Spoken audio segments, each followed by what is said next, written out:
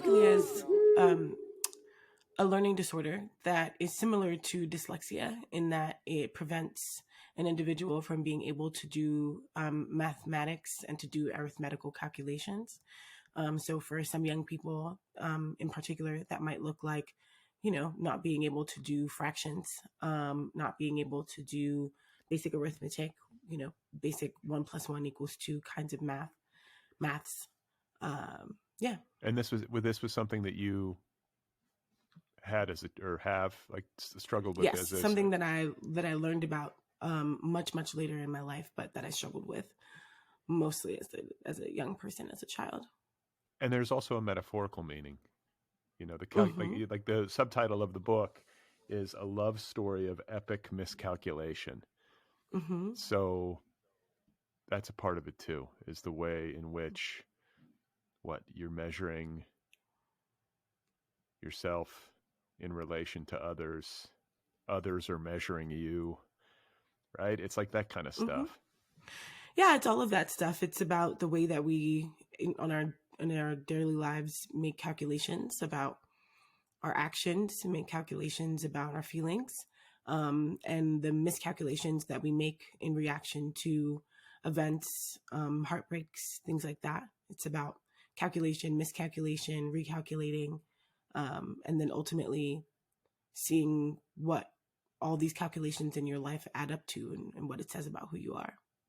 Well, I'll tell you, after reading this book and knowing that I was going to be speaking with you, I think the thing that occurred to me over and over again is I was just wondering how you're doing. Like, this is a very raw memoir. Like, how are you? Are you doing well? Yeah, I mean, I do as well as one can who is diagnosed with mental illnesses. But I'm not any worse off from writing this book. I try to explain that I'm not the kind of writer who writes from the wound, so I don't write in a therapeutic fashion. There are some times where writing does become therapeutic for me, but that's not the intention. And so I wrote about this when I wrote about trauma for LitHub.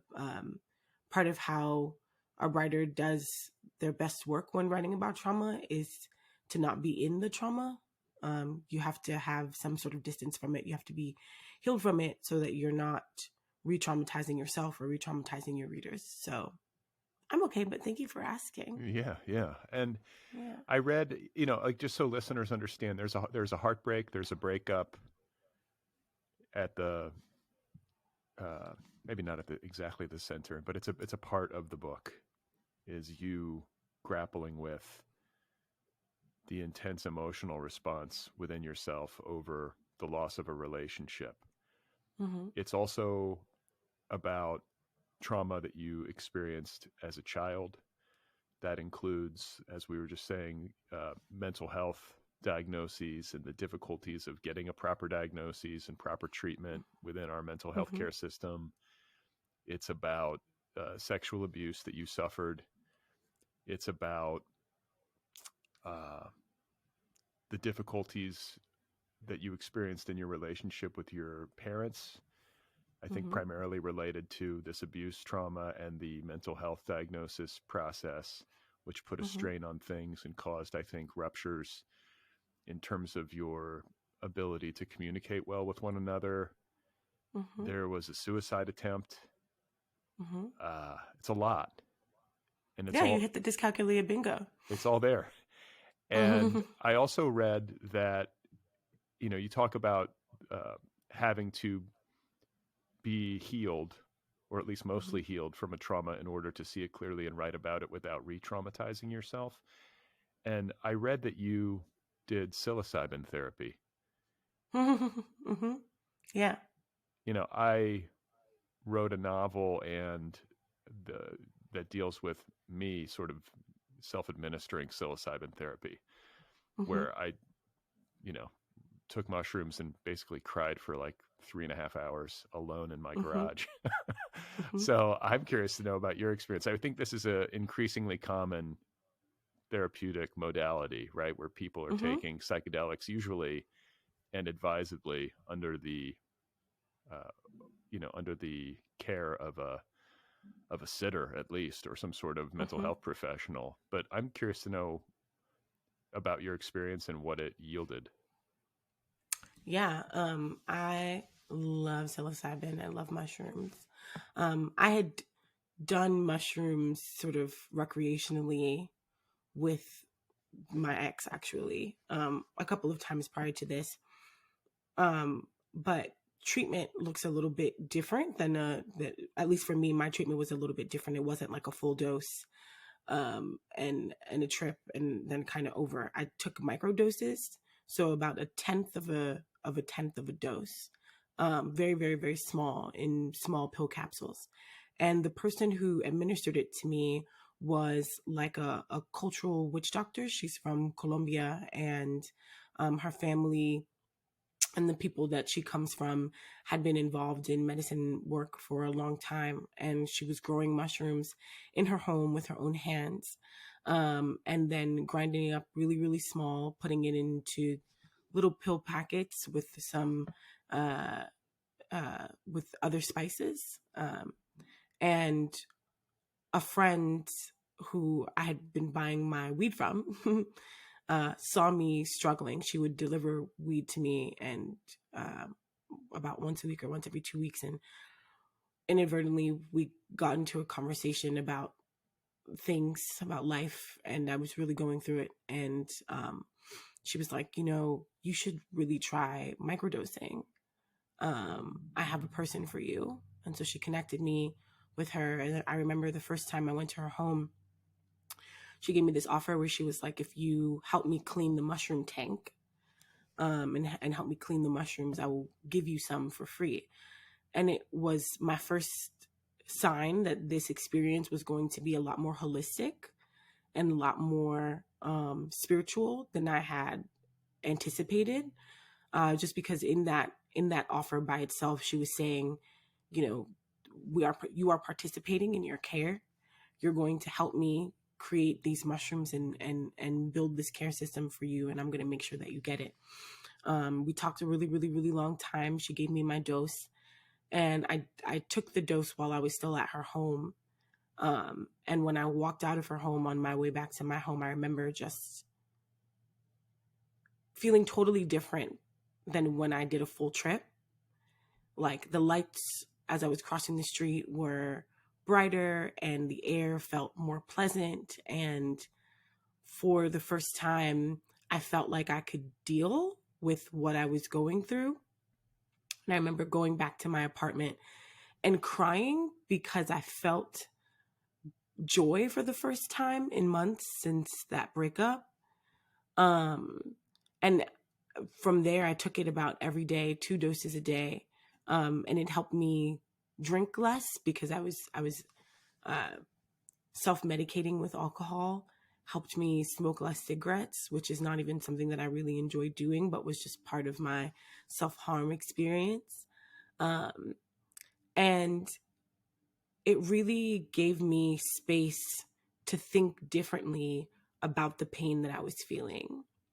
So in that day when I walked from her home to my home, and the street lights seemed to click differently and the lights seemed to hit differently, I realized that I had things to live for that I hadn't seen, like the fact that the plants were greener than I realized, and that I wanted to see them grow greener.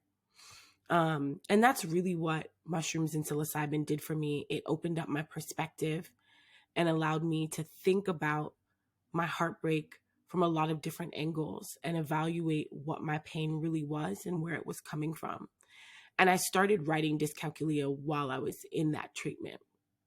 I did psilocybin treatment for about, I guess it was like a solid 8 months or so. And being able to sit down, sit back, see the beauty in the world, and see my own heartbreak and find beauty in it as well is what helped me kind of tease out all of these different metaphors that were coexisting as I thought about the story and what I wanted to say. It was really transformative for me. Isn't it incredible that these mushrooms I that love grow, they grow on cow shit essentially, or it. I guess know. in your Or tank. any shit. Yeah. Yeah. And Yeah. they are these remarkable like creatures almost, like what they Mm-hmm. do and how like the way that human beings respond to them, the some sort of Mm-hmm. like symbiotic relationship, clearly Mm-hmm. therapeutic. Yeah. And I read that you said in an interview that you've done that you were going through a process of quote both self accountability but also self immolation, Mm-hmm. and the mushrooms helped with that. Yeah, I think that the mushrooms helped with the accountability. The immolation was going to happen anyway, because that's how I'm set up as an individual. But the psilocybin, the mushrooms helped with the accountability, right? And it was through accountability that I found some peace. Because at first, when I was thinking about the breakup and thinking about the heartbreak and thinking about all the things that happened in my life, all of the traumas, it felt like these were all things that just kind of happened to me, things that I was not in control of and that I didn't have any agency over. And the psilocybin helped me realize, like, oh, I absolutely have agency. And I've made some core critical choices that led all of us to where we are right now. By us, I mean my ex-partner and I, but also my family and my siblings and my mother and etc. And it made me feel I didn't feel shame when I came to that accountability. I felt peace because it meant that if we all participated, then I couldn't be the only one in pain and I couldn't be the only one who had been harmed. And so sitting down to write Dyscalculia was really me trying to take accountability and understand the kind of harm I'd caused and what that might look like, from an honest perspective.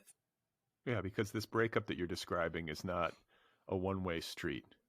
Mm-hmm. The infidelity, the mistreatment, the Mm-hmm. gaslighting, Mm-hmm. it cuts both ways, and you're really honest For about it, sure. which Mm-hmm. I found moving and refreshing. And I'm curious about the psilocybin therapy in terms of its psychoactivity. Like you say, you're microdosing, but in order to get a real shift in perspective, you have to be taking a decent amount, don't you? Or were you just taking tiny little bits and it was No, I was taking tiny little bits on a daily basis, about twice a day. And that was it. It was just enough to alter my consciousness, just a slight bit. I mean, I was even working. I was still working a full-time job then. And I was taking mushrooms while I was at work. And so it wasn't a significant, it didn't cause any kind of high. It just made me kind of take a breath, like a deep, deep inhale. I was like more aware of my body. And I'm generally speaking, I'm a pretty like, I guess one would say a deep thinker, though I'm not sure what that means, but I spend a lot of time in my head. So I was sort of like predisposed for the kind of effect that psilocybin would have just based on being a really introspective person. And what about And what it about worked. I don't mean to interrupt, but I feel like Yeah. the neurochemistry, like the bipolar disorder, maybe are there other drugs that you were taking that might have been interacting? I'm always curious because I find that I'm very hypersensitive to anything. Mm-hmm. Like I'm such a Mm-hmm. lightweight. I can barely smoke like one hit of pot and I'm just like Yeah. flattened. And Yeah. I by contrast did mushrooms once, but I took a ton, like an unusually Oh, high wow. dose. Yeah. So, I mean, Yeah. and I blindfolded myself, Wow. That's a which, commitment. yeah. So it was all, but it was very interesting because there was no distraction or like I didn't get Mm-hmm. fixated on anything. It was all in Right, right, right. In your behind my head. eyelids. Yeah. And so Yeah. it was a very intense, but very concentrated and, finite experience like in Mm-hmm. one day.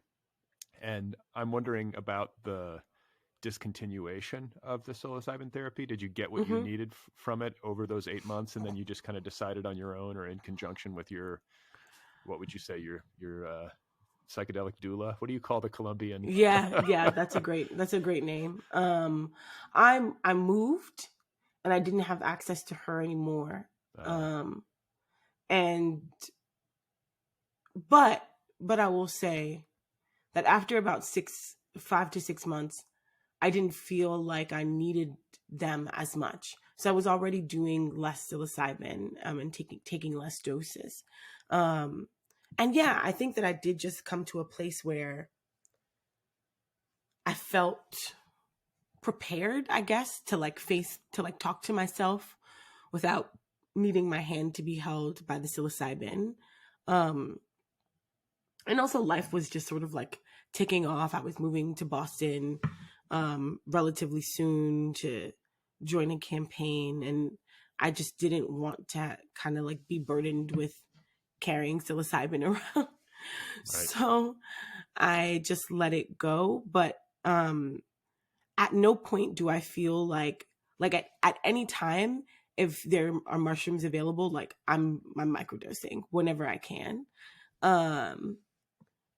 Psilocybin is just it. I don't think that there's like a cutoff point for when one is healed enough. There's like much more introspection that I know I could be doing, and if I ever find another doula, I'll be undergoing another set of doses for sure. But I find that with psilocybin and psychedelics in general, it's not something that is addictive or no. You know, like you say, it almost kind of tells you when you're done. Like you don't need this anymore, and it's easy. It's easy to put down. It's not like a cigarette or alcohol or anything like that. It's sort of the opposite. Yeah. I haven't wanted to do it since, but I'm not opposed. Right.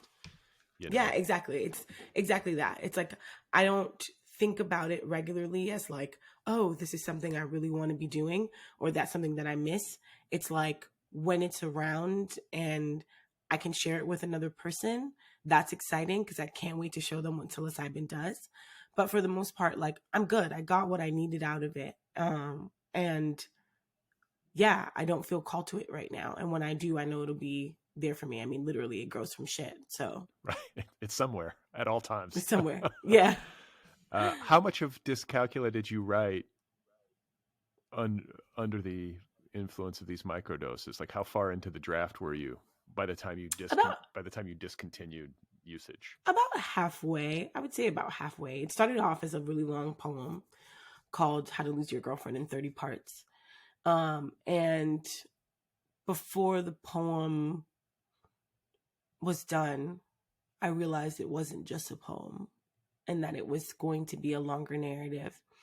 And so I wrote about the first half of that book while I was under the influence of psilocybin, and then I rewrote the book about 10 times after that, and only the first draft was under the influence of psilocybin, but it was the foundational draft, really the draft that told me like which stories I was going to tell and how they were all going to weave together. So you had a clear sense of direction by the time you were done taking the microdoses. And you have said in another interview that part of what helped you kind of regain your equilibrium following this breakup, and as you sort of assessed your like traumas in your past and just kind of got into the weeds, in terms of yourself and how you're wired. You mentioned your faiths, plural, as something that you leaned on a bit. And I'm curious about the plural and what they are. So I was raised in the Jewish faith. I see that as my relationship to the Jewish religion as a more cultural relationship. That's where my first understanding of community came from at the synagogue. My first understanding of what it means to lean on people, to rely on your spiritual faith and your spiritual environment to protect you. And so on a basic level, I went to synagogue a lot more with my mom after this breakup and as I was writing this book, just to feel what it feels like to be around people who know you and have known you since you were a child. And so in one way, that's how I leaned on Judaism. But really the faiths that I'm talking about are the various faiths that correspond with the spiritual religions that come from my family background. I come from I'm Afro-Caribbean. We come from enslaved people, mostly enslaved people, who lived in the smaller Antilles Islands, owned by the British. So that's Josephine Dyke, St. Thomas, etc. So wait, where does the Judaism come into play? From my Afro-Caribbean background. So in the smaller Antilles Islands, there's a huge Jewish population. That most people don't know about. And that's in large part because there were Jews who owned slaves, and in large part because there were Jewish migrant workers who came to the Caribbean right after slavery was abolished. And there were some consensual relationships, I assume that there must have been. But there were also lots of non-consensual relationships as inherent to slave master dynamic. And so I know that it stayed with my family for a really long time. My grandma practiced. I remember when I was little, my mom and my aunt were relatively estranged. They just hadn't talked to each other in like 10 or 15 years. And we went to synagogue one day and she was there. She just happened to show up at the same synagogue that we had been going to for like 5 years. And it turns out it was her synagogue too. She just hadn't been going there for a while. So it's like very steeped in my family. And for that, I have a lot of respect for the religion, a lot of respect for the stories that are told, the way that stories are told, and the way that Jewish people talk about resistance and resilience. That always has resonated with me. But the religions that I kind of, that I would say that I'm an active practitioner of are those African spiritual religions. And there are various ones, and they all have different backgrounds and histories. I won't go into them now, but really they facilitate your ability to see your family and see your family line as the kind of, as champions for your life, the people who are dead. We make altars for them. We pray to them. We leave them food and water. And part of that is an understanding that your ancestors made a deal with the universe. There's something that they wanted to accomplish, something that they wanted to see. And every iteration of that person, which is, genealogy, every iteration of that person is made to get that ancestor closer to fulfilling that dream. And so I understand that my ancestors' dreams for me and for us and my family is for us to not struggle in the way that they had struggled spiritually and monetarily and in all the ways. So I stay close to them. I have my candles and my altars, and I listen closely, and I recognize. What do they say? Lots of stuff. They tell me how to organize myself. They tell me how to feel about things and help me work through things. So I can't talk about it too much because it's a closed religion, and you're not really allowed to share it with people who are not part of it. But they keep me in line the same way, there are lots of people who say that they hear God or that they hear spirits. It's all a part of the same understanding that they know something that we don't. And that anything that you might want or any decision that you make, they know more about whether or not that decision is good for you. So before I do anything, I consult with my council. I have a poem where I say my council of conjurers, and I talk to them. I'm ready to build an altar. I need You should. Your ancestors want to talk to you too. Right. It feels like a lovely thing to do, just to pay homage. And like what's crazy to think about is that it's an infinite. Mm-hmm. It's an infinite line, right? It goes back. And it's not unique to, there are so many cultures, so many religions that rely on ancestral relationships. There are so many Asian religions, in particular. I guess they're not all specifically Asian, but that people on the continent of Asia celebrate, where ancestors are a huge part of how people understand their spiritual relationships. Totally. Totally. So your book is unique in how deeply personal it is, Mm-hmm. how unflinching it is in describing your own pain, Mm-hmm. and how vulnerable it is. Mm-hmm. It is one of those books where it's sort of all there, and you didn't shy away. And I've read that you describe it as a very radical display of very intense, very raw emotion. And I know Mm-hmm. too that you were inspired by Bluets, the Maggie Nelson book, Mm-hmm. which Mm-hmm. has inspired me and has inspired so many writers. It's a book that so many Mm-hmm. writers who work, especially in this kind of collage format, where Mm-hmm. you're writing in short bursts, and you're almost like, it's almost like assembling a puzzle, at least in my experience Mm-hmm. of trying to write it. But just like to hear you talk about how raw this book is, and the decision that you made, and maybe the courage that it took, or not. Maybe there was no Mm-hmm. inner debate at all, but it is a uniquely, embracingly honest book. Mm-hmm. Yeah, well, here's what I'll say. I think it makes me sad that it's a uniquely personal book. I think what I've noticed in having conversations about the book so far is that it feels unique, and that people are surprised by the level of vulnerability that's in the book.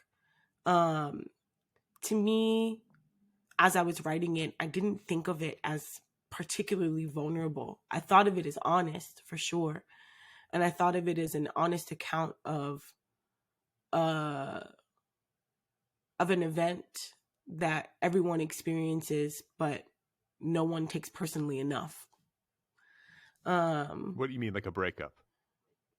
Yeah, like a breakup, right? Like there's so few books that we have access to anyway that actually talk about the way that heartbreak affects your entire life, the way that it affects the material of your life, and the way that the material of your life shows up in your reflection of this heartbreak. Um and so I don't necessarily think of it as raw. I think when I think of raw, I think of a book that maybe just sort of like came out, or wasn't well tempered. Um it's not raw to me. It's really well baked. And it But it's emotional. what's It's emotionally raw, I think, is maybe the. I mean, it's like it's semantic yeah. issue, but I mean, I see how people think of it that way, and I don't reject that. I think that that is a fair way to read it. I think I question what we mean by raw. mm-hmm. Like, does it mean that it was emotionally provocative? That it made people feel something?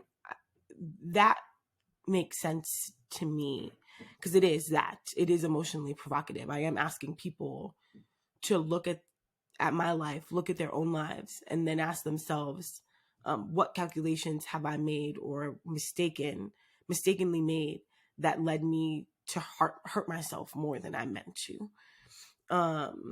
When I wrote it, and when I rewrote it and then rewrote it again eight more times, what I wanted to do was do for memoir what poetry does naturally, right? Which is that it forces you to consider new ideas and forces you to consider new ways of reading work. And I wanted people to consider that perhaps the way we think about heartbreak and read it is like too depersonalized. Um, like you need to come closer to your pain to understand yourself. Well, Um, to transcend the pain, you like and the to transcend it. Yeah. so Yeah. a couple things before we get too far downstream. Like, first of all, Yeah. the comment that you made about feeling like, well, this is not raw; it's fully baked.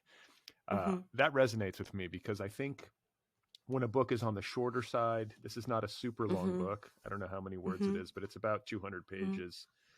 There can be, and when it works in this fragmentary or collagey style, I think sometimes that style can trick people into thinking that it either came out in a rush or that it was easy. It's really hard to write, like uniquely hard for me to put together an absorbing and like coherent collage. I don't know if that was the case for you. I imagine. I mean, it takes, like you said, you wrote 8 versions of it or 8 drafts of it. So it's hard to get it right and to keep the thing sort of holding together and thematically consistent, or, you know, making sure that it moves through its paces and brings the reader along, you know, because I think it can be easy to maybe lose people, or easier to lose people in a book written in this manner, because you're jumping around a bit and maybe you're shifting tense. I think in the third section of the book, you shift tense. So can you talk a little bit about that? Yeah, about shifting tense, or just about like what it takes to construct collage and the latter, like the constructing collage, like maybe challenges that you came up against, like particular challenges and that sort of thing, just because a lot of my listeners are writers and probably would be interested to hear.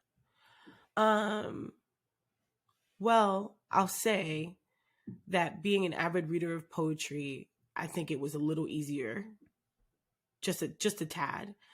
And really what I did is, in the first like 2 drafts, I just got it all out. Like every texture that I thought was important, everything that I wanted to see in the book, I got it all out on the page.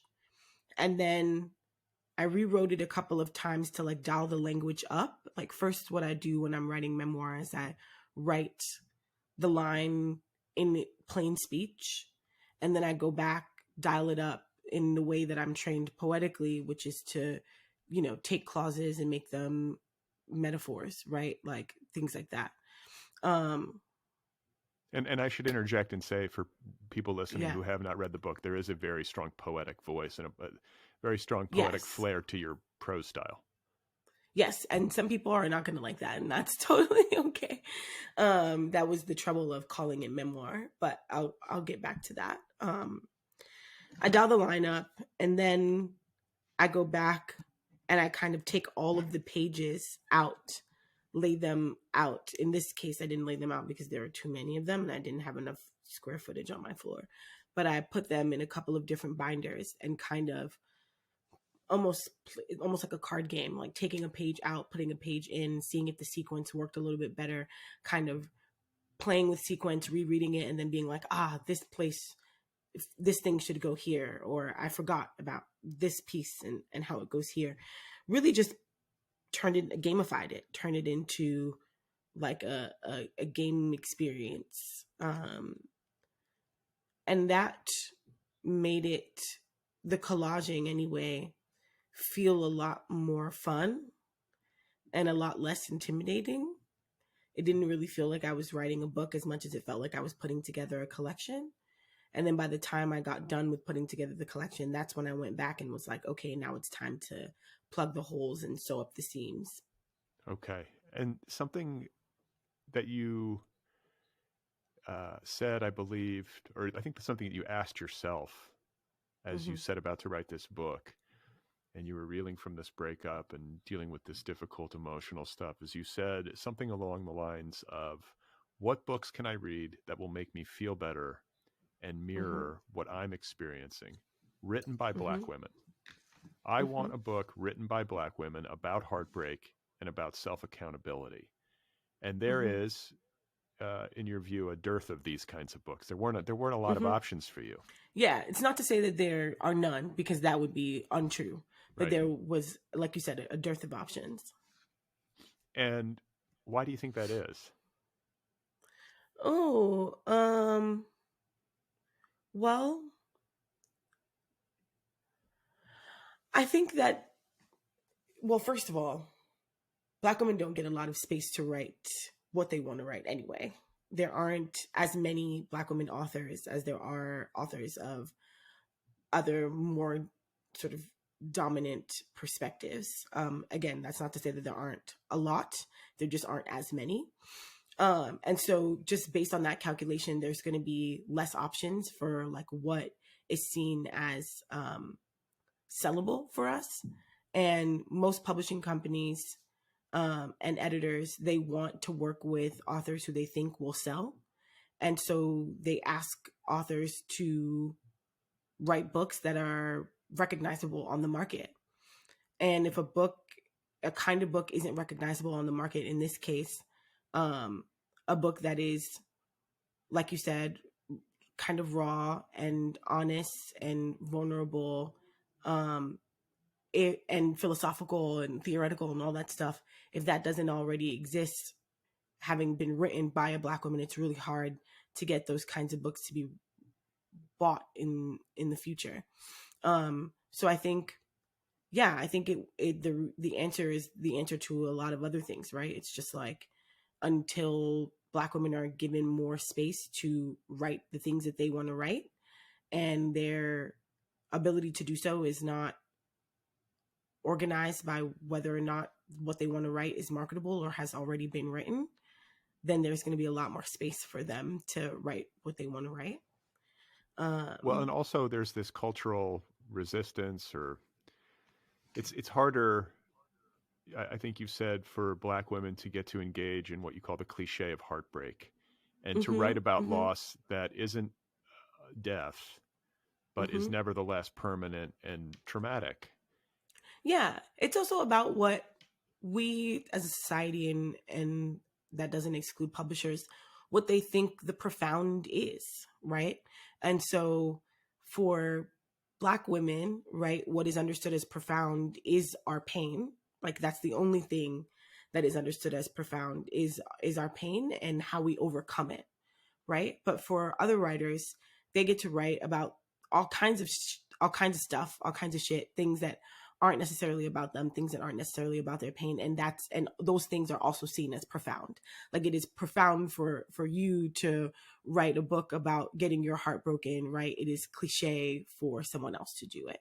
And so I think shifting what we think of as profound and not profound, right? Like, I didn't want this to be the kind of heartbreak narrative where the woman like survives, right? Or like overcomes in this like really dramatic way. Like, that's why I resisted writing a book where the character myself falls in love again with someone else, or, is saved from her heartbreak. Like, all of that, it is cliche in a way that like I'm not interested in.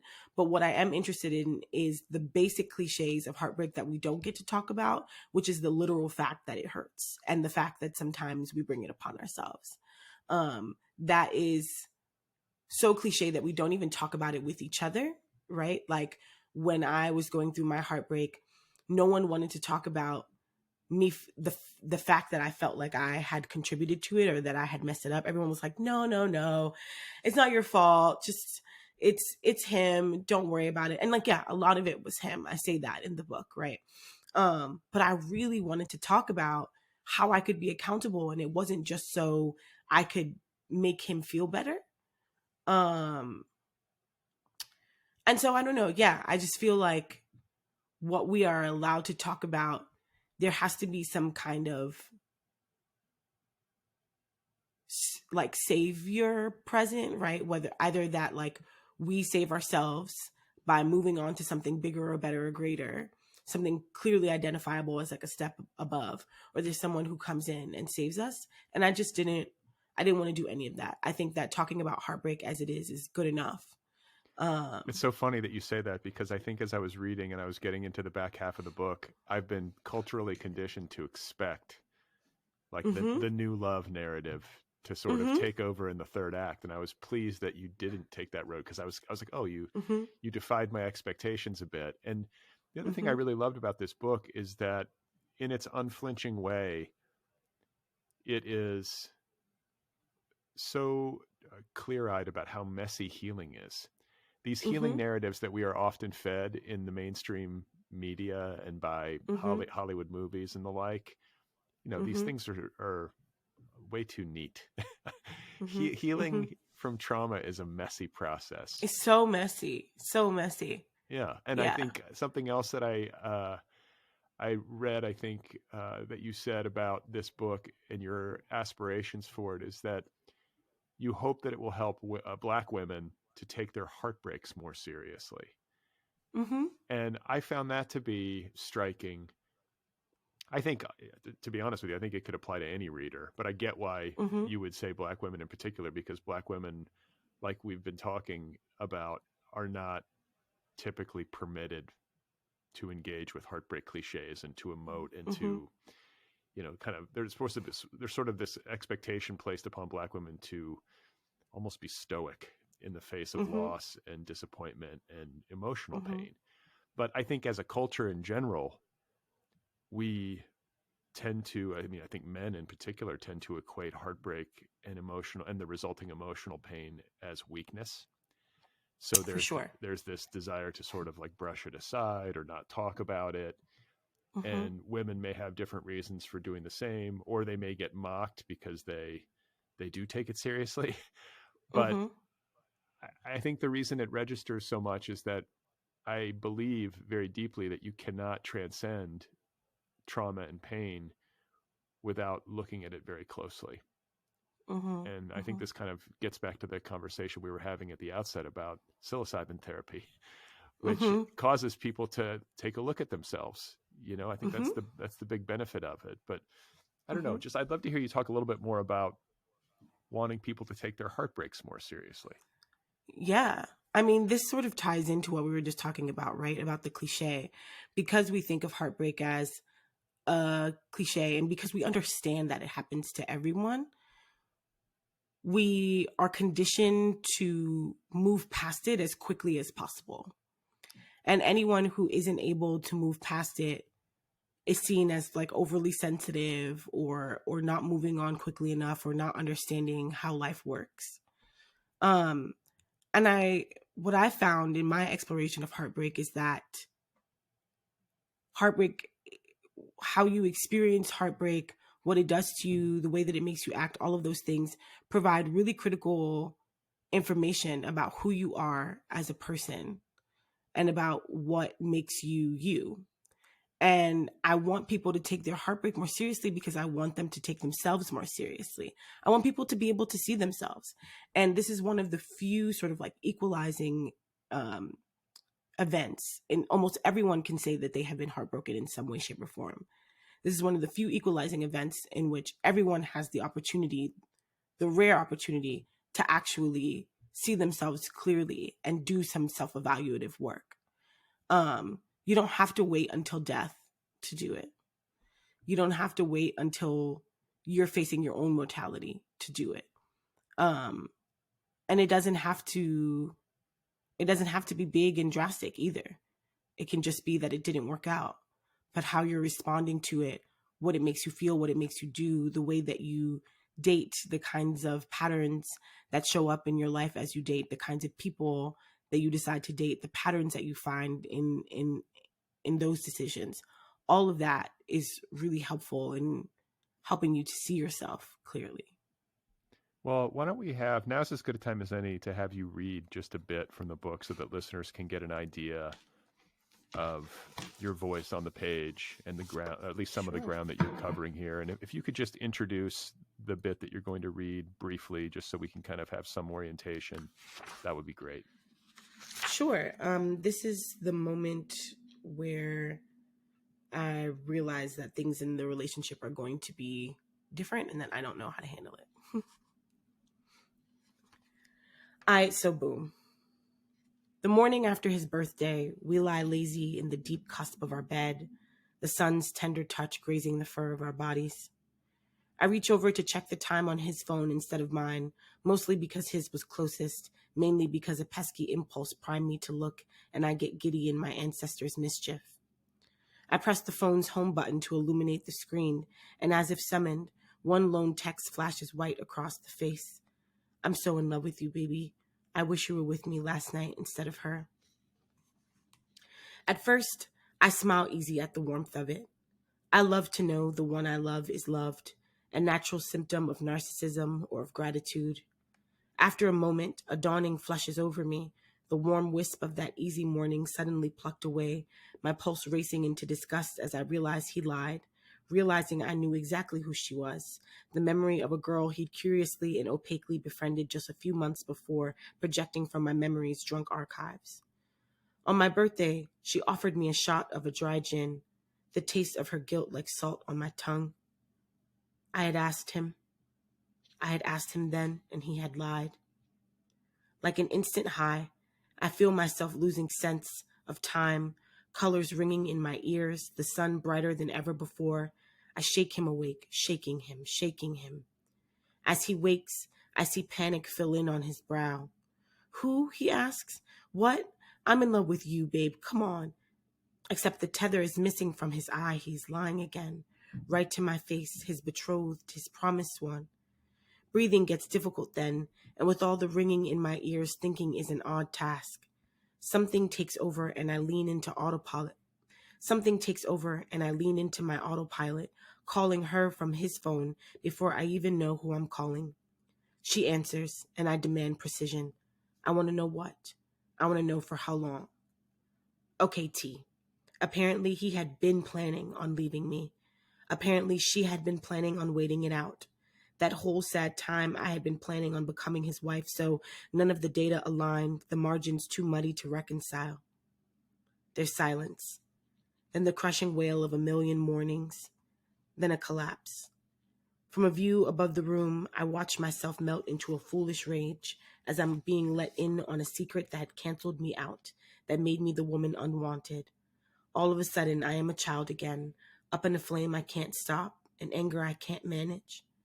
I wanted him, and I wanted him to be sorry, and I wanted to be a woman who could go glamorously unaffected by such blatant ignorance, because how dare he eclipse me, make me ugly? How dare she even fucking breathe?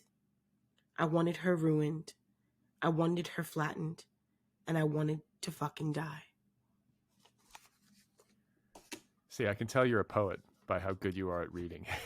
It's like good performance of your own work. It's like moving to listen to. But I think the place that I would like to start, again, is with how honest you are on the page. And just that last line, like being honest about suicidal ideation and that suicidal impulse and suicide attempt. I have argued on this show over the years, over and over again, that I feel like it's something that does not get talked about enough, because I think it's way more common to suicidally ideate. I think it's way more common to wrestle with those sorts of feelings, especially in low times for people. But there's a lot of shame usually associated with it, and people don't share. They keep it secret, sometimes to their own detriment or even their own demise. So I'm always relieved when someone's open about that, because I think it's a kind of lifeline to other people. And I think you either say in the book, or you said in some press that you've done for the book, forgive me for getting my wires crossed, but I think, like, you know, through therapy and maybe through psilocybin therapy, you came to a point, as I think a lot of people do when it comes to this stuff, of realizing that it wasn't that you wanted to die, it was that you didn't want to be in pain, or at least in so much pain. And I guess, like, I'd just like to hear you talk about that a little bit more, the way that it happens for you, because these things aren't isolated. I feel like, I think maybe certain people are wired to maybe do it more than others, or life circumstances for some people are such that life is just harder emotionally and otherwise. But we endure, and I think it's important that we endure. I'm just wondering where you've come to with that. So I am predisposed to suicidal ideation as a bipolar person and also as an autistic person. And so I've wanted to kill myself many times, especially when I was a young person.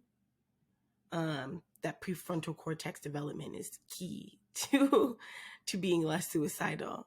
And so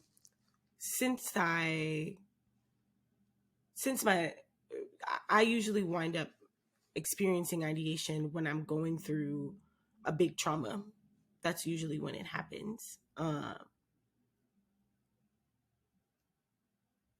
Sorry. And it's mainly because, like you said, and like I said before, I just don't, I know how much I don't want to be in pain. And I know that there are also side effects to me being in pain that I have less control over, especially with being bipolar and other things. Like me being really upset could result in a psychotic episode, which is incredibly scary and destructive. And sometimes it feels easier to not be alive than it does to deal with my many things. But I am engaged to someone that I really, really love. I have a career that I have dreamt of. I removed myself from a career that was causing me more harm. And I'm in therapy all the time and on meds. So I've essentially, what I've done is I've front loaded my ideation to the first half of my life. And of this half of my life, I'm focusing on actually building preventative measures and staying as healthy as possible, staying as present in my mind as possible. And that makes me feel a lot better about where I might end up and how ideation might affect me.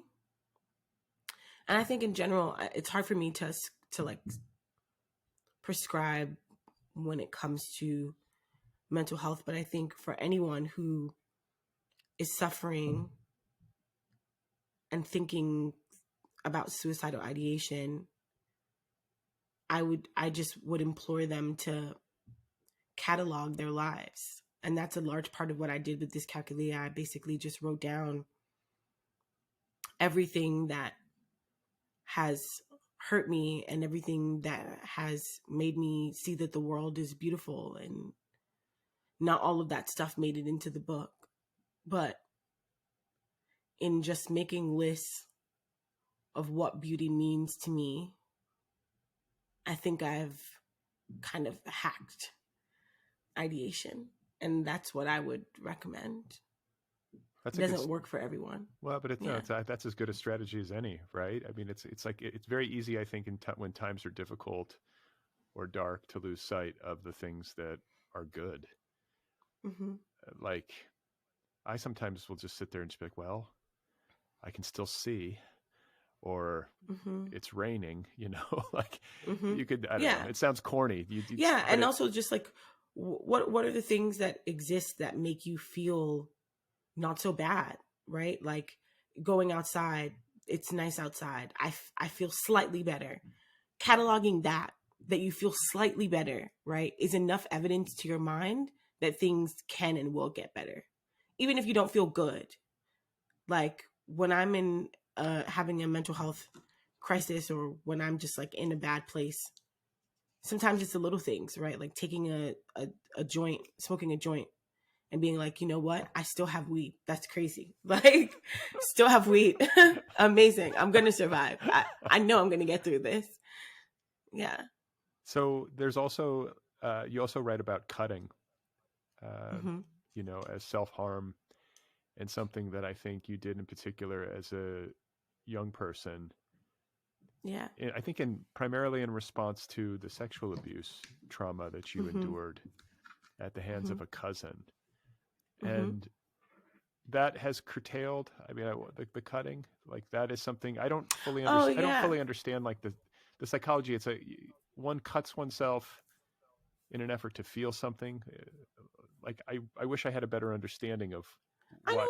I don't know that is the complete story. I would say for people who are bipolar, for people who are autistic, cutting has different implications. So for me, it was less about wanting to feel something because I felt plenty.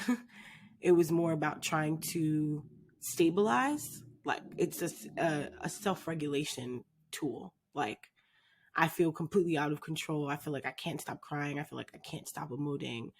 I need there to be a pause, right? And sometimes that like shock to your body um is enough of a regulating act that it for my child self anyway, it was like literally me trying to stop crying, because often I would be having these crises like before school, and I needed to like get it together so that I could take my sisters to school, get on the bus and go myself. So it's not a thing that happens very much anymore. It pretty much only happens when I'm in some sort of crisis and I need to regulate myself. But I, as an adult who has resources and money, have other ways to self-regulate.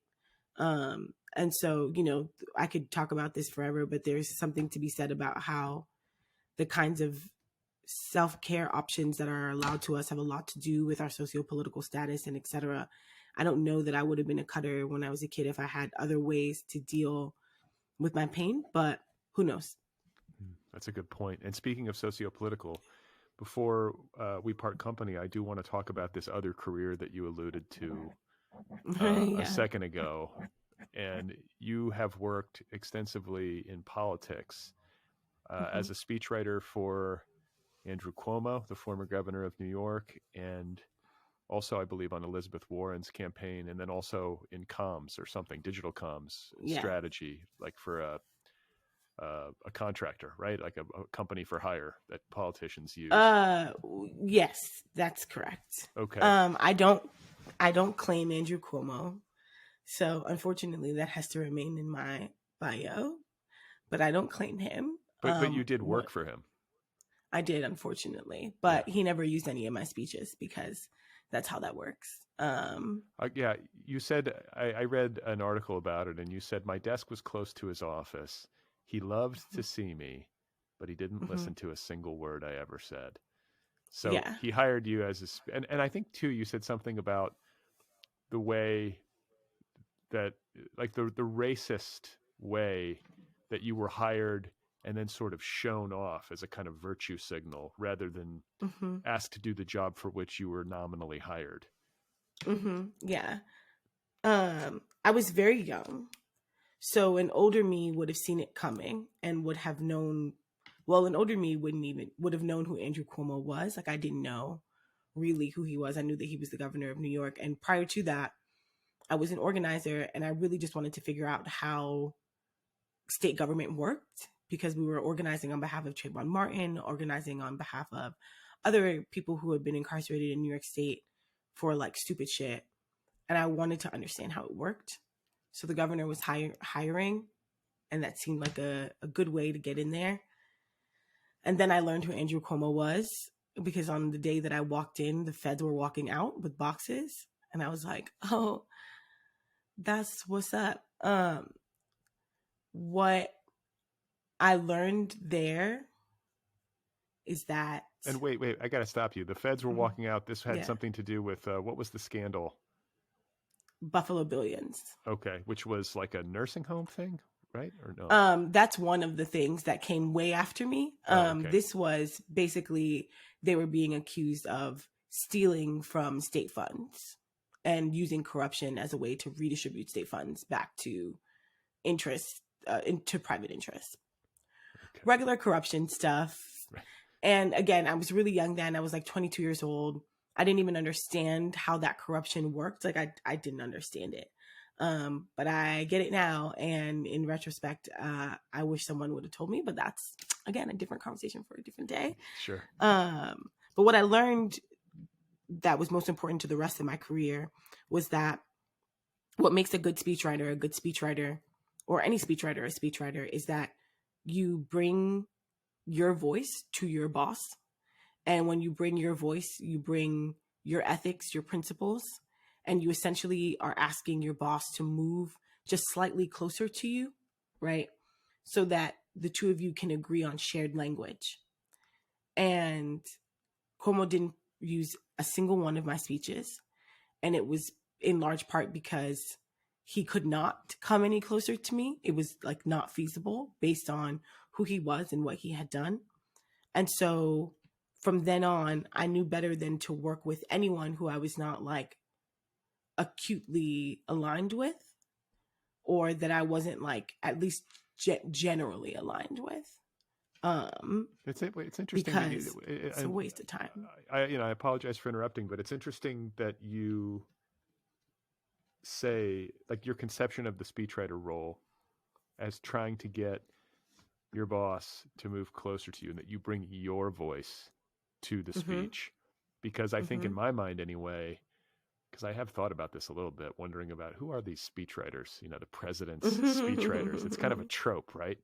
It's usually some like earnest, like white dude from like the Ivy League in the Oval, right? Exactly. It's all these guys. Usually, yeah. But I always imagine that these people become adept at learning the cadence of, say, Barack Obama, like the speech patterns and thought processes and his pet issues or things that he really responds to, and that you would then craft your speeches toward that rather than making it a personal thing. I mean, maybe it's a little bit of both, but I like the idea of, if you're going to do it well, you actually have to feel it personally yourself, right? You have to bring yourself to it. Yeah. Your description or your understanding is like, that is like how you train speechwriters, right? Like that is how speechwriters on a base level get trained, is that you understand that your job is to find and identify the voice of the principal and like manifest that voice over and over again with different language and etc. And that is where a speechwriter should start, for sure. But ultimately, over time, what you learn is that when you bring yourself and your own ideas to their voice, right, it helps them push their voice further. And like, you don't hire a speechwriter unless, like, truly hire a speechwriter unless you want your voice to be doing different things. Andrew Cuomo hired new speechwriters because he wanted to sound more like his father, like Mayor Cuomo, who is like the JFK of writing speeches in New York State. Mayor Cuomo wrote those speeches himself, right? You hire a speechwriter because you want to move your voice in a particular direction, and you can't do that by yourself. And so a really good speechwriter recognizes that as an opportunity to push their principal, in my case, further left. It's always to push them further left.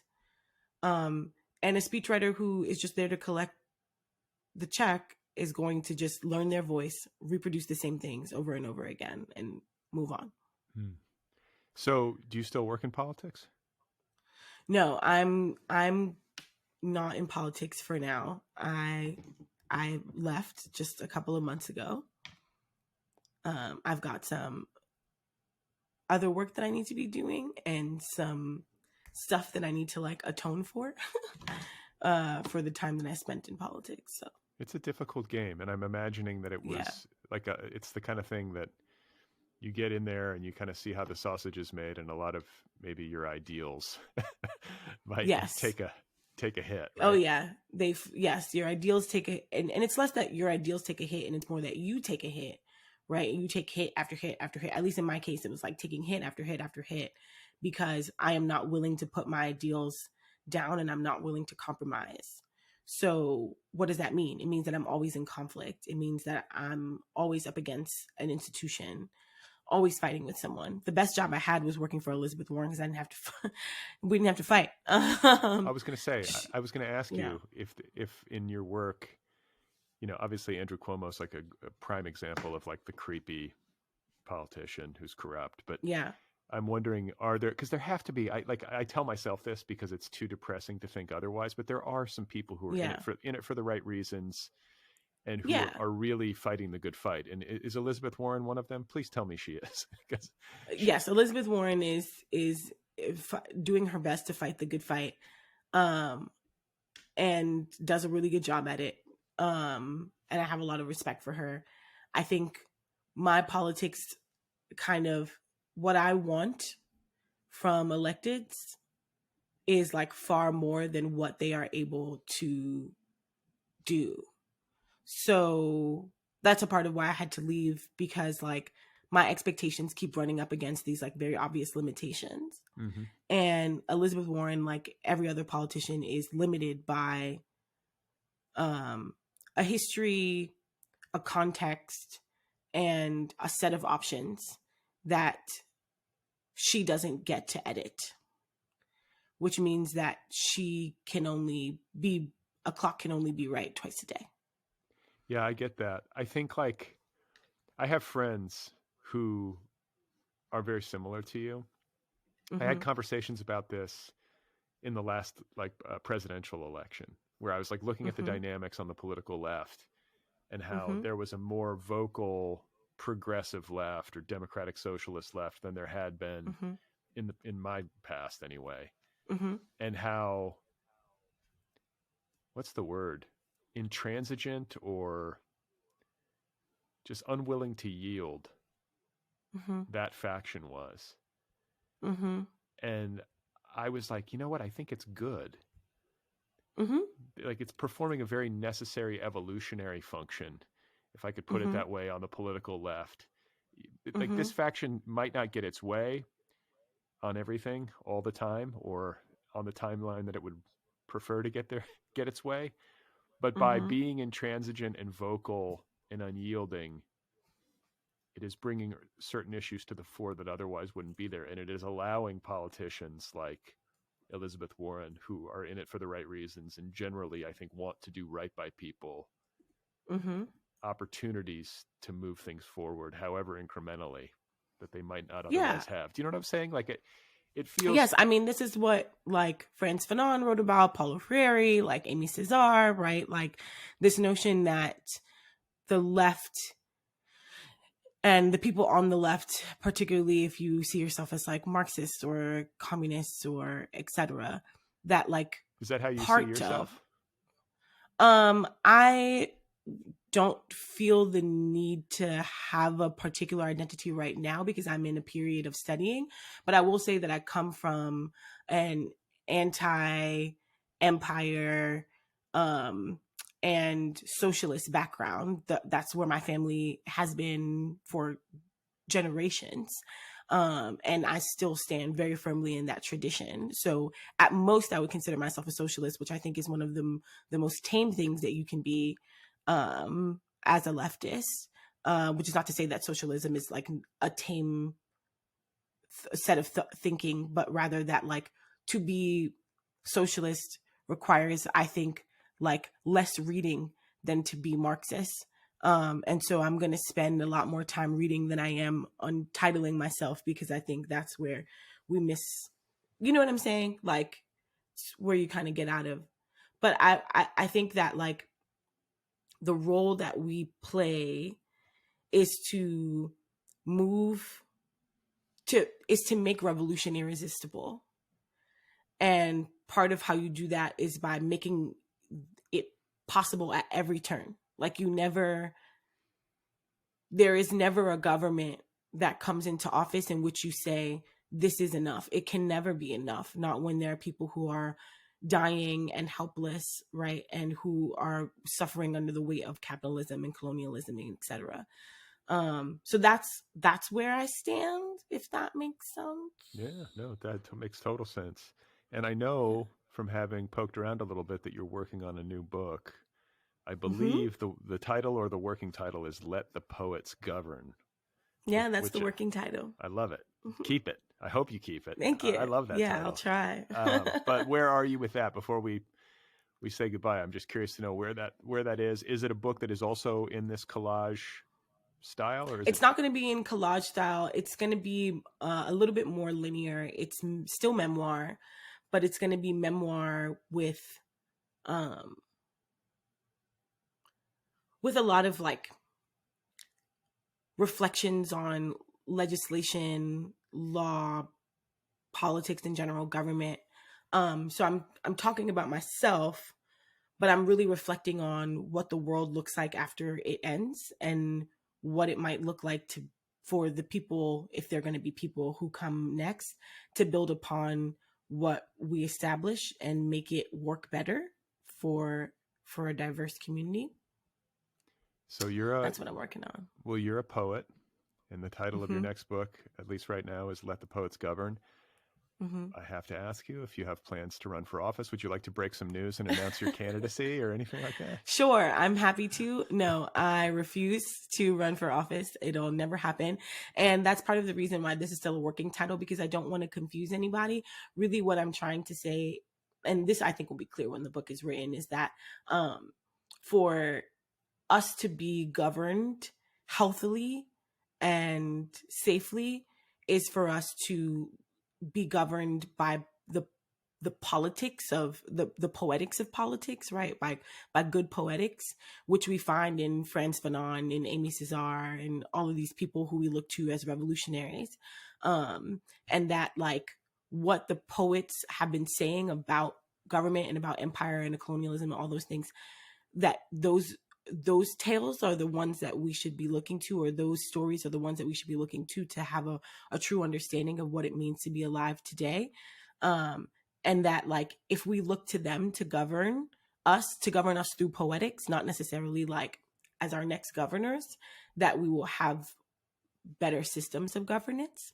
Does that make sense? Yeah, I'm on board. I've said something similar, Cool. but not as well. And yeah, I cool. think that's a great impulse. I think it's also, if I'm not mistaken, a sly allusion to something that Mario Cuomo yes. said, that, what do you campaign in poetry and govern in prose? And govern in prose. And you're saying literally what I'm saying is the opposite. Govern in poetry. Govern in poetry. Yeah. I think we could use and don't campaign at all.